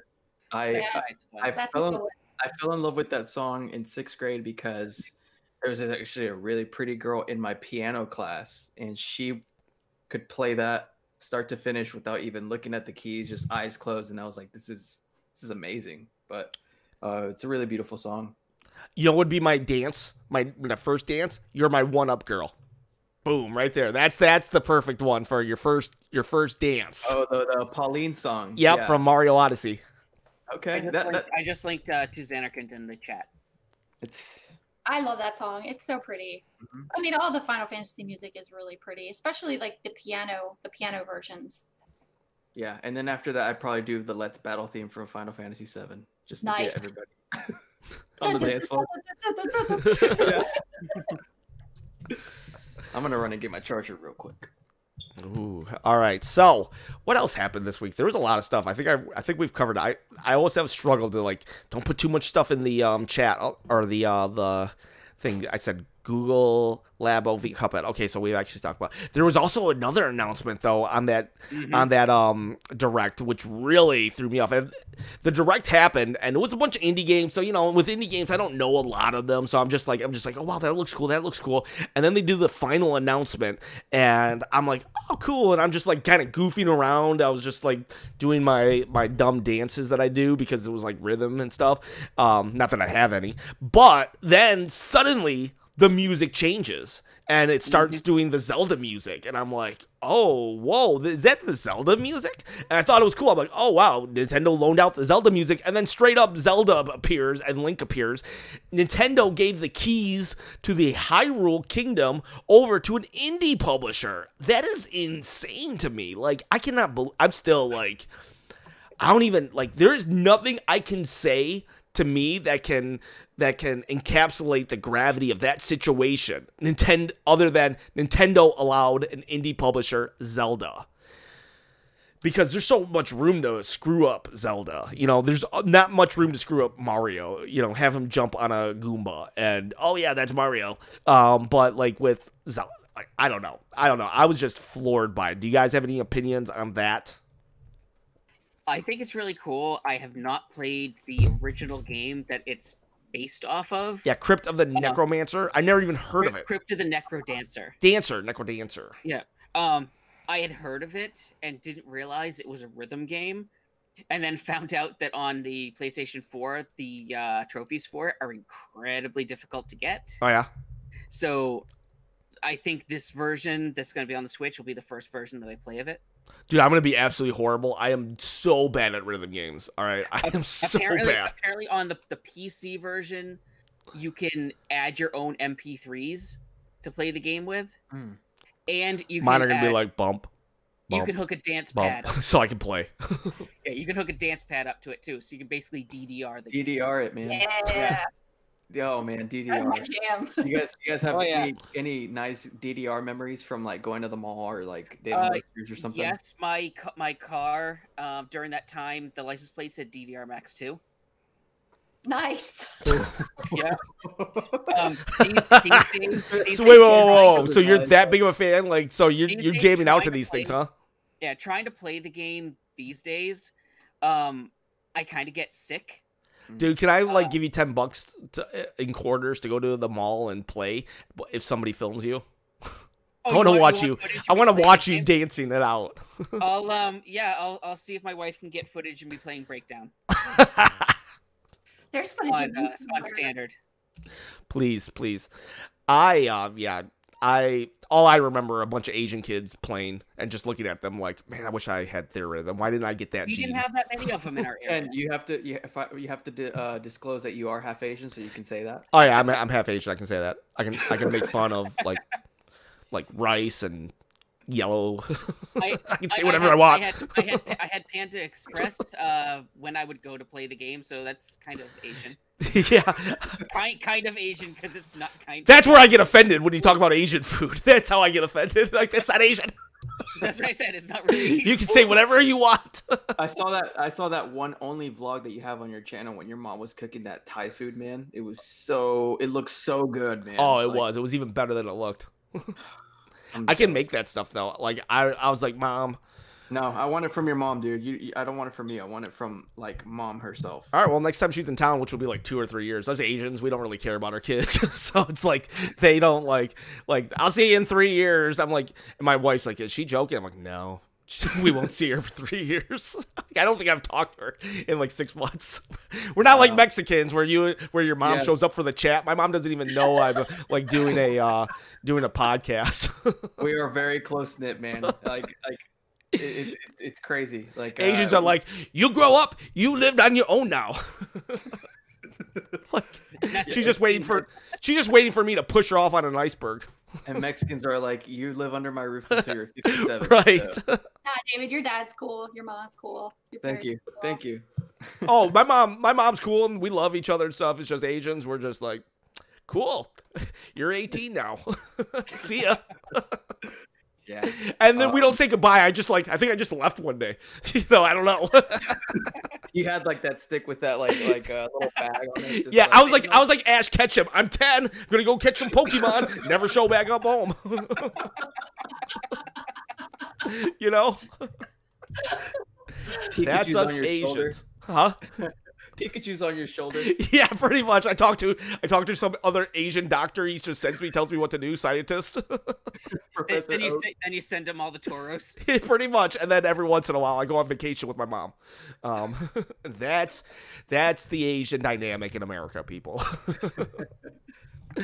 But your original question, man, we went off into DDR. So. Oh yeah, we were talking about Cadence of Hyrule. There's a Zelda game, an indie Zelda game. Like that just blows my mind. An indie Zelda game. I didn't think they would ever. I saw your reaction live too. So that like I used to think all reaction videos are fake, and I still think most of them are. But like, I will promise you, I will never fake a reaction. And that was legit. I was like if I had coffee, I would have spit it out. No, I think that's pretty cool. I mean, the fact that an indie studio has the Zelda IP, that's kind of big, man. And the fact that it's not even like Yacht Club Games, you know, like that, like probably one of the most notorious indie studios because of Shovel Knight and how big it is. It's who's the studio that's doing this? I don't even know. It's that. I mean, they're not unknown, obviously, but they're not like. But they're not Yacht Club Games. Yeah, they're less notorious than Yacht Club Games, which just kind of shows you that Nintendo, you know, they're willing to step out of their bounds a little bit and share their IP. First of all, that's crazy. Yeah, I mean, you could probably thank Ubisoft for handling, like, had Mario Rabbids been like a total complete failure, probably even Star Fox, had those two been total complete failures, Nintendo would have probably, because I haven't seen Nintendo really been this what's the word, brave with their IPs since like the Mario movie, and that bombed, and then 20 years later they're just starting to. Yeah, I was gonna say. And the CDI Zelda. Oh games. yeah, CDI. Yeah, I was gonna say that if those games like Starlink and Mario Rabbids had bombed, then it would have been like another Miyamoto just opting out of that for another 20 years. Oh yeah, it would have been Miyamoto would have died before we would have got anything. You know, he would have went to his grave. But now that we see this happening and unfolding with what is it, Crypt of Necromancer or whatever it's called, the Cadence of Hyrule, you know, what's to say that Nintendo won't hand over like the Ice Climbers IP to like an indie studio or like a Kid Icarus or something? Oh, Ice Climbers and Celeste. Think about it. That would be amazing. Or what if like the Yacht Club Games did like Metroid, a 2D Metroid or something? Yeah. Shovel Knight and Metroid are Samus teaming up. That would be a little weird though, actually. That's something I want Nintendo to keep playing nice and sharing with other people. Yeah, there's just no way around it at this point. I mean, with the success of what they're doing. I mean, yeah, it's one thing. They actually started this. People want to say it's the Switch, but they actually started it kind of on the Wii U when they gave like Tekken the skins and of things. They let Bayonetta come into Smash Brothers and stuff like that. So the roots of what we're seeing now is actually in the Wii U, but we're just seeing it on a whole nother level. And I don't think it's going to stop at this point. Like, the fact that literally Mario and Link, I mean, that's their two guys, you know, that's the two. You know, anything else, you know, it doesn't matter at this point. You're going to say they're going to be more protective of Fox. Oh, no, they actually did Fox. You're going to say they're going to be more protective of Kid Icarus than Zelda, the princess herself? No, they're not. So right now, I bet publishers just need to come to Nintendo with an idea. I bet if publishers they need to stop thinking how they've thought about Nintendo and just come to them with an idea. I mean, and Ganon in Dark Souls. Don't forget about that one there too. Not Dark Souls, Diablo. Yeah. Ganondorf in Diablo. The only thing people probably can't touch is Pokemon, and that's because that is not a 100% owned franchise. Shout out to people in the chat. I've seen the chat started livening up again. Nick from Greece. I see Boris. Oh wow, I've never really met a Boris. That is such a cool name. Boris, so powerful name. We got Chris.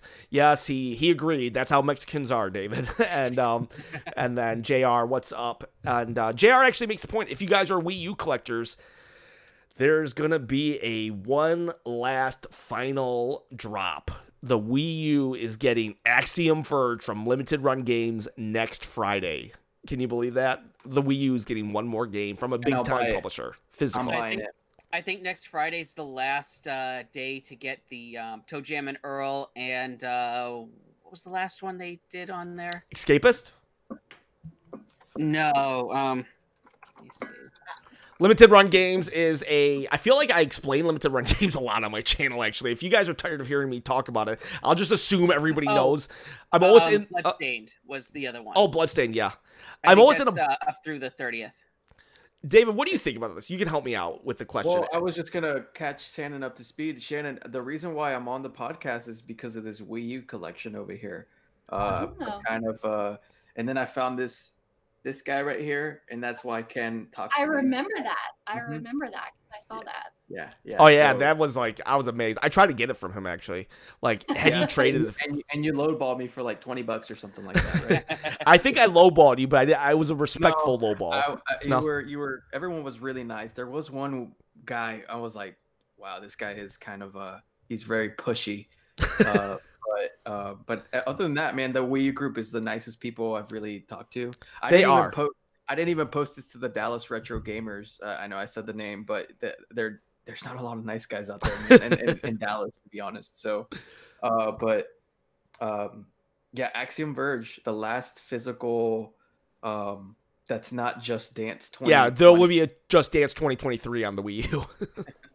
But I'm gonna get it because it might be the last one. I don't know. Maybe we'll see something else slip by, but we'll see. That's if you can beat the crowd, because there might only be 6,000 of these babies, and there are diehard Wii U collectors and there are diehard scalpers. I will fall in the I want it. The Wii U will always hold a special place in my heart. It was the first console I actually went and got very complete. I went for a lot of the variants, and I had most of them. The ones that I didn't have, I didn't know about. And then I developed my Zelda addiction because of my Wii U addiction. It was once I got Hyrule Warriors, I was like, oh wow, I have a holy grail of a Zelda game. And then boom, I was like collecting Zelda, and then I sold off my Wii U collection to fund my Zelda collection. So the Wii U will always hold a special place in my heart. And then, so I'm actually going to go as a Wii U collector actually after Axiom Verge. But the problem is, for the right price, I'll sell it. So I always have that, like, I always have the, like, no, this is mine. I will never sell this. Wait, how much do you offer me? Okay, yeah, it's yours. Yeah, so, like, don't you have Hyrule Warriors New York edition? Yes. So, Hyrule Warriors New York. I don't often disagree with Nintendo, but I disagree with Nintendo on this. What they did was, let me see if you can see it. Right there. Can you see it? Mm-hmm. Okay, so, the Hyrule Warriors was coming out, and the story goes, Reggie was like, what, Europe is getting a special edition? We'll get a special edition too. And so this is one of the only games that actually, because Nintendo likes to put not for resale on all of their games that comes bundled in a big box. Well, Hyrule Warriors is the only one that doesn't have not for resale on it coming from a big box. Even Mario Kart 8 from the New York store, I believe, has not for resale, but this one doesn't because it was such a 11th hour decision. And so, and it looks identical to the European version. The only difference is it has T for teen instead of, 3+. The rating system is the only thing really different on it. And then Peggy. Huh? Peggy 12. Okay. And then, so basically, New York store, only the New York store, nowhere else in America can you get, or Mexico or Canada, nowhere else in North America can you get this edition of Hyrule Warriors. And Zelda fans, well, man, I don't even know. We're like loot goblins when it comes to Zelda stuff. We just hoard it. Like, oh yeah, I know I have 3 of those, but I'll just take them all.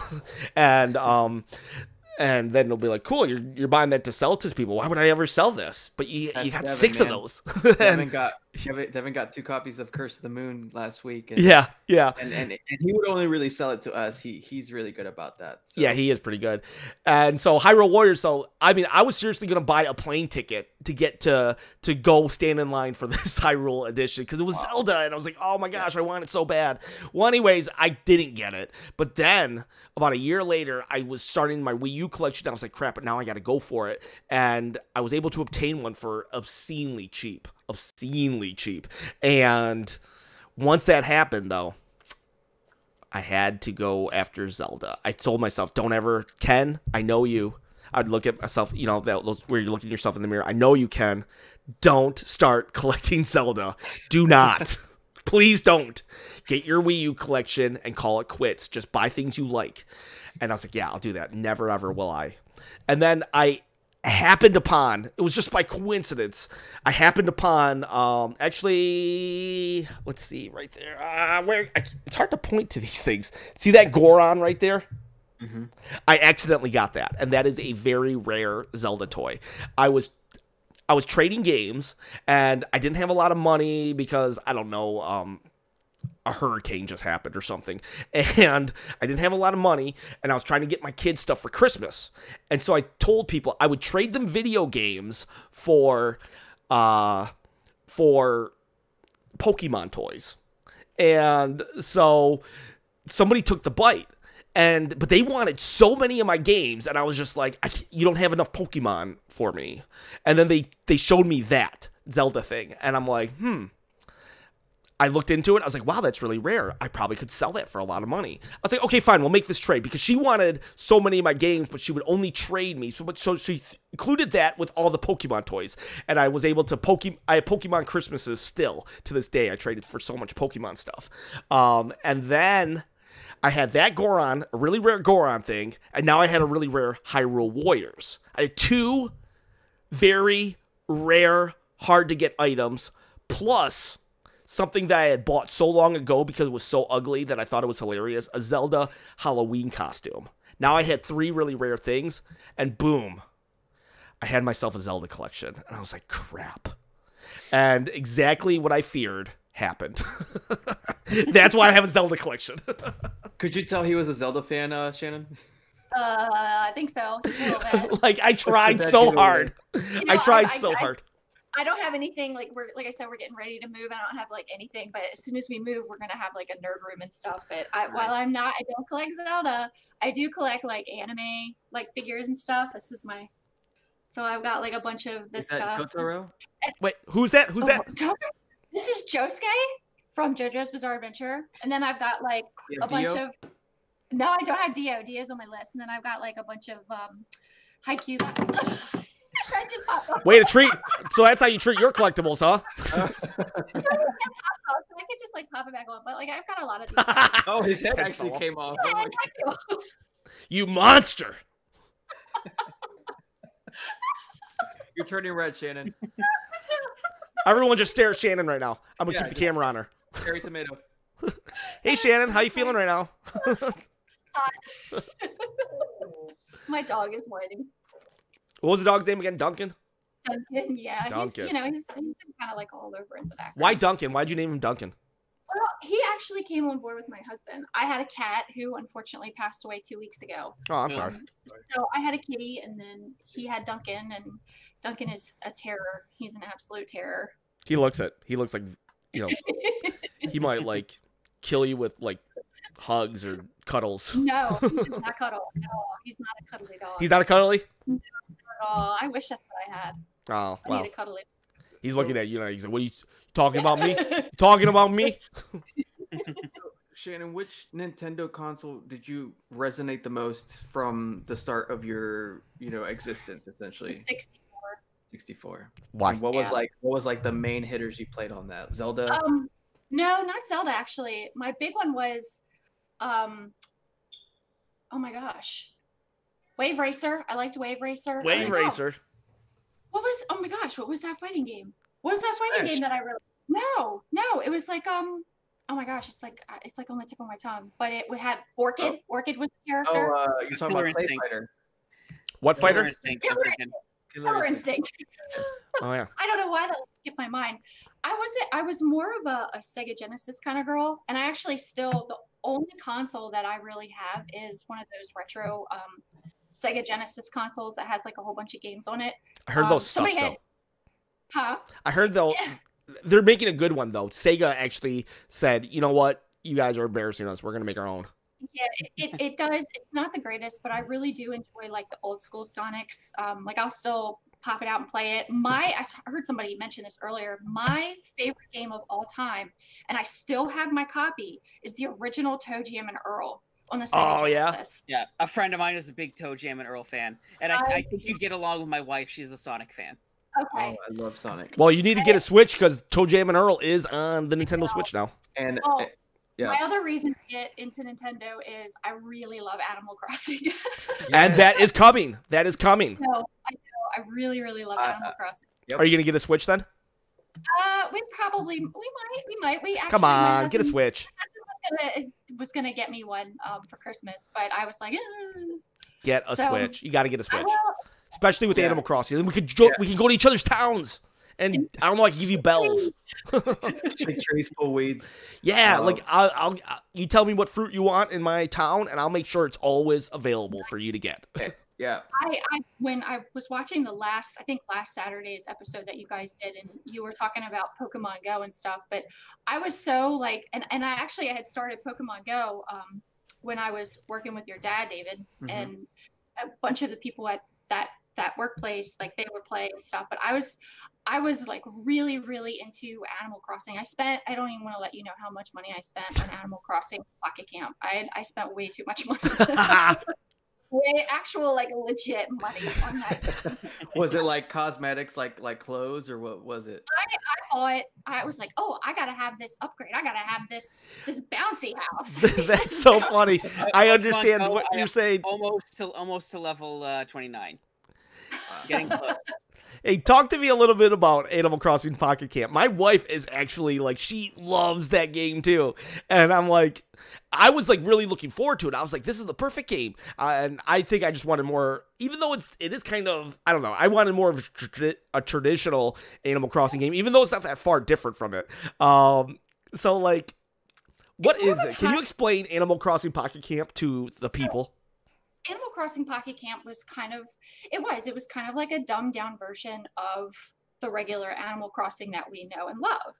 And it's not one, I couldn't spend hours and hours on it like I could if I were playing like the original one for the DS. Like I would just spend hours and hours and hours on that game. It's kind of one of those things where you're like, if you're sitting in a doctor's office, you pop in, and it's like a really quick thing. There's only a few places that you could go. I had to completely delete it from my phone because one, I was spending too much money. Two, I actually started getting neck cramps, like really bad neck cramps from playing it constantly. And I was just spending way too much time on it. Like it was becoming like completely addictive. That's awesome. Because my wife's the same way. She's like, where's your tablet? I'm like, why? I gotta like, I'm gonna get a chair or something. Exactly. Like you have to think about like, oh my gosh, I've got to spend like, $20 of my actual money to buy this dumb pink chair. No. Tom Nook is just rubbing his hands, man. He's just Tom Nook the crook. I mean, he's gotta take that money from you. I spent money to buy a stupid pink handbag in Animal Crossing Pocket Camp. When you did that, did you feel shame like right after? I felt so much shame. I wouldn't even tell my husband that I was actually spending legit money. The real question is, would you spend real money to buy a real pink handbag in real life? Yes. Okay, so right. She just wants matching handbags. Little justified there. Okay. Yes. That's so funny. I tell my wife, you're not spending a dime on that game because it's like that's how they get you. It's how they get you. It is how they get you. But you know what? It was fun. It was cute. It was fun. It was a time waster. And I take public transportation to work. So, I'll be sitting on the bus and I'll be playing it. And, it was fun, but it was very addictive. Okay. Yeah. So let's say Nintendo 2019, let's say like I'm guessing holiday is probably what they're going to do. Let's say they do a Nintendo Switch bundle with Animal Crossing. Are you in day one? Yes. I would say yes. Okay. All right, Nintendo, you gotta get the Switch because right here, the cartoonist who pens or inks or whatever the cartoon. I was a retired magical girl. She will like have switches probably in that cartoon, you know, because I mean when you're retired, you need to fill your time. So, you know, this retired magical girl needs a Switch. My husband will play the Switch too. Like I'm sure there are some games that he would really like. He's mostly PC. He's a PC guy, but he would. There's Binding of Isaac's on there. Huh? Binding of Isaac, yeah. Binding of Isaac. The Switch actually has a lot of PC users. It's like the PC users, they're the master race, but like they kind of like their guilty pleasure is the Switch. Yeah, I hear it all the time from him.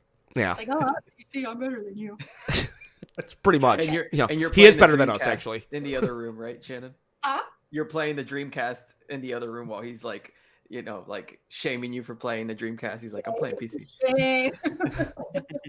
I'm just a lowly Nintendo peasant, but like even I look up to the PC people as my king. I'm just like, yes, yes, my lord. I don't. One bit. But I will get the Switch because I really do love Animal Crossing. Yeah, it's coming, and tons and tons. Like 2019 is gonna be, while it might not have the flagship. Well, I guess they're gonna have Pokemon, which is a flagship, but it just seems like they don't have the mascots ready this year. It's just like everything else. Everything else is this year, and next year will be Metroid.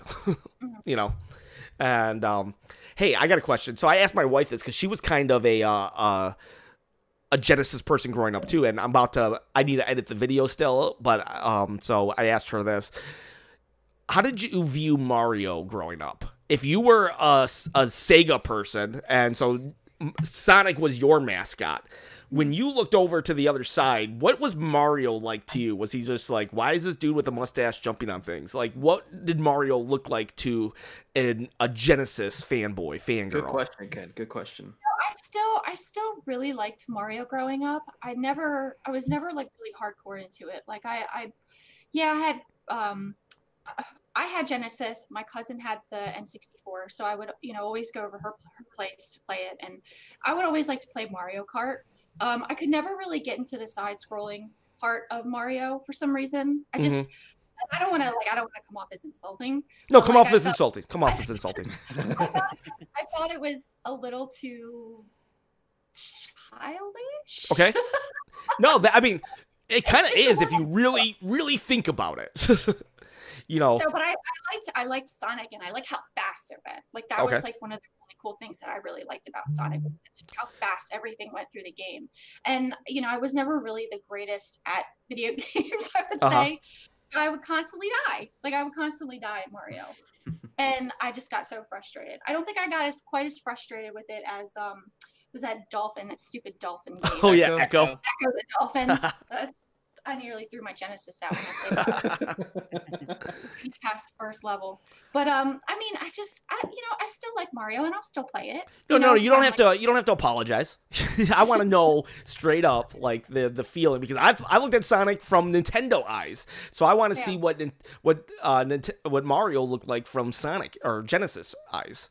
So kind of, it was just Mario seemed a little too hard and a little too slow.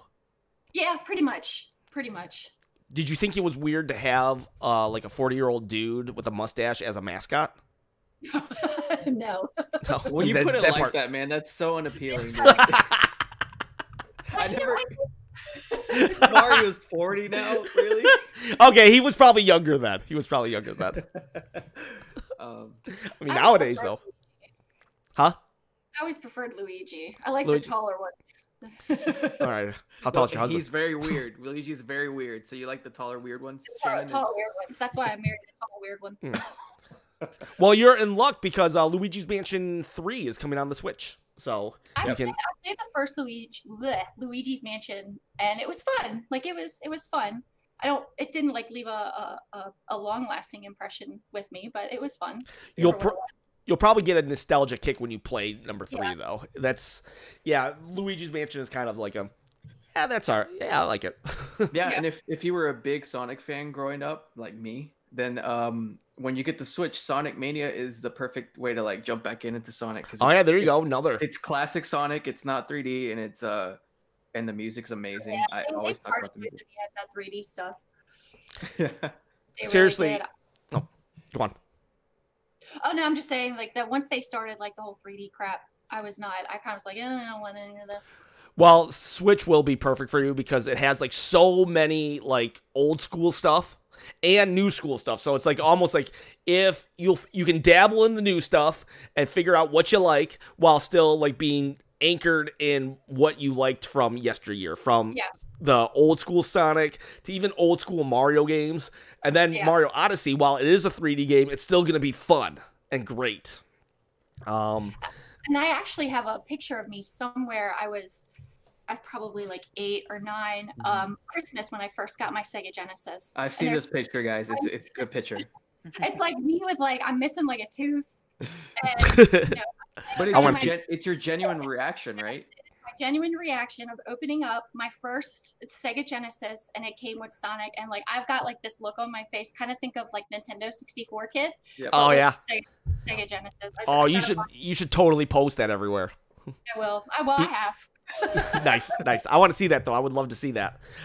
We are closing in on the second hour, and I do always want to be respectful of our viewers' times. So I try to end it right at the clock, or at least within 3 minutes of the clock. So, Shannon, I do want to thank you for joining us today. Can you really plug your, like, what is your cartoon? Am I allowed to call it a cartoon? Like, is it offensive? You know what? I don't care. What I call it a comic. I call it manga because it's very Japanese style. But okay, can you really plug it and tell us where to get it and whatnot? Yeah, so I do a bi-weekly webcomic called I Was a Retired Magical Girl, and you can find it on Webtoon. Right now I have about 4 chapters up, and I'm working on number 5 today, so hopefully I can get that done as soon as I'm done this. You say a chapter, like how long is a chapter? It really depends. The past couple of weeks, they've been kind of on the shorter side, so like 10 pages. But Webtoon is probably one of the biggest places you can go to read webcomics. So that's why I use that platform. Webtoon, like Webtoon. Is it web WEBTOON? It's actually called Line Webtoon, LINE Webtoon, but that's where you can find. And that's .com. Yep. Okay, and what is your cartoon, comic, whatever it is, actually about? So it's basically for the magical girl genre. Are you familiar with the magical girls? Is it like Charmed? Are you talking Charmed? I don't know. Like Sailor Moon. That's the big Sailor Moon. Oh, okay. So, it's about a 28-year-old woman who used to be a magical girl when she was younger. She retired, and then stuff starts happening, and she has to come out of retirement. And I don't want to give anything away, but it's a lot of fun. It's cheeky. There's stupid characters in it. It's not very serious. It's an easy read. So, yeah, I got a subscriber. Woo! Yes. Thank you, Tigress Dreams. Yes, Tigress Dreams. My wife. Shannon, plug your Twitter and Instagram too, because you post art. I do. I post a lot of fan art. So my Instagram and my Twitter are Perfect Serenade, PERFECT SERENAD 3. All right. Just I'm typing it in the chat. Yeah, please do. I got it. I'm horrible at trying to spell stuff out loud. Oh, there we go. I got it. So yeah, follow me on Twitter. I post a lot. It's mostly it's 99.9% anime stuff. So. Okay. And when did you start this? When did you get the idea for this retired magic girl? So one of my good friends, we were chatting one day, and she was like, "Oh, you're so funny. It's like you're like a retired magical girl," because I've always really been into the magical girl genre.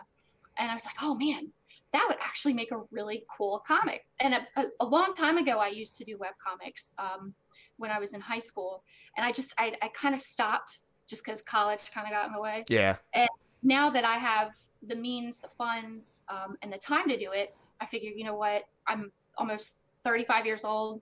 I just need to do it. I just need to sit down and do it. Heck yeah. So that's kind of how it all started.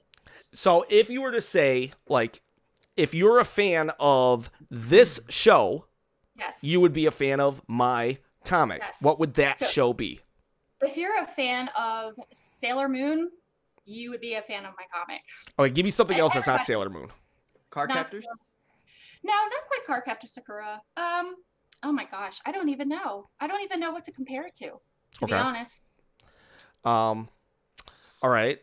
And what kind of magic is in this? like how is it like I'm not sure. Like, is she like turning people into frogs?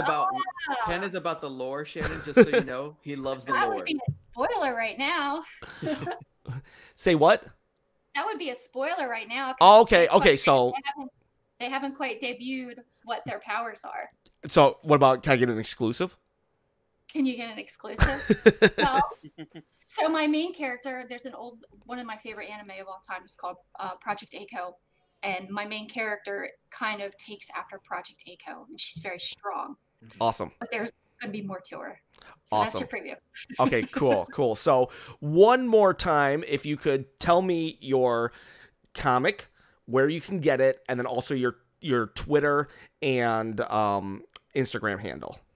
Sure. So one more time, my comic is called I Was a Retired Magical Girl. You can find it on Webtoon. And you can follow me on Twitter and Instagram, Perfect Serenade, PERFECTSERENAD 3. In the chat. I put it in the chat.